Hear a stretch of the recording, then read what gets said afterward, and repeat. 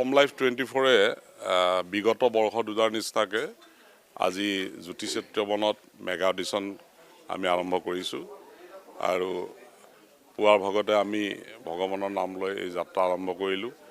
আমি যোৱা দুটা বছৰত বৃহৎ সফলতা পোৱাৰ বাবে উৎসাহিত হয় পুনৰ আজি মেগা অডিশ্যনটো পাতিছোঁ আৰু ছিজন 3 আমাৰ আৰম্ভ হ'ব আৰু সমূহ বোৱাৰীকে মই আমাৰ ফালৰ পৰা শুভেচ্ছা জনালোঁ।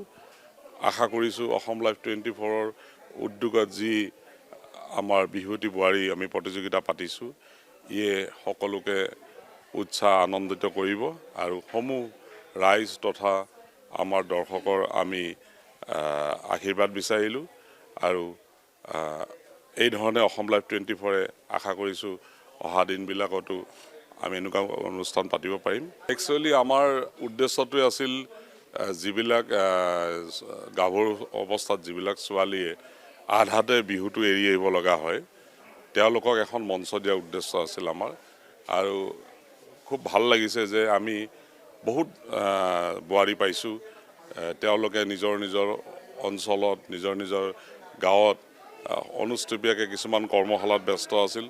আমি সেইখিনি প্ৰতিভা উলিয়াই আনিছোঁ আৰু নিজৰ কেঁচুৱা ঘৰত থৈও ইয়াত যোগদান কৰে। আচলতে পুৰস্কাৰটোৰ কাৰণে নকৰে, এটা তেওঁলোকৰ মনৰ হেঁপাহ এটা আৰু এই হেঁপাহটো আমি অসম লাইফ 24ৰে যে পূৰাব পাৰিছোঁ তাতে আমাৰ কৃতজ্ঞতা। আৰু আজিও মই দেখিছোঁ কেইবাজনী বোৱাৰীয়ে নিজৰ কোলাত কেঁচুৱা লৈ আহিছে আৰু এওঁলোকে প্ৰায় 15 দিনমান ইয়াত থাকিব লাগিব, বহুত কষ্ট কৰে। গতিকে মই আশা কৰিছোঁ যিখিনিয়ে পুৰস্কাৰ পায় তেওঁলোকেতো পালে, নোপোৱাখিনিও যাতে নাৰাজ নহয়।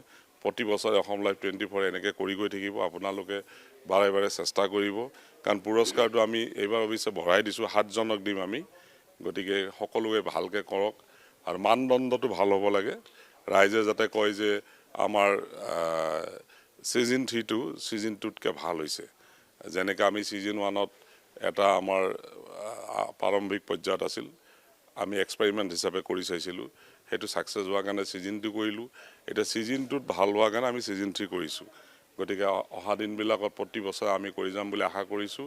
সমূহ অসমবাসী ৰাইজ আৰু অসম লাইফ 24ৰ সমূহ দৰ্শকৰ মই আশীৰ্বাদ তথা মৰম চেনেহ বিচাৰিলোঁ।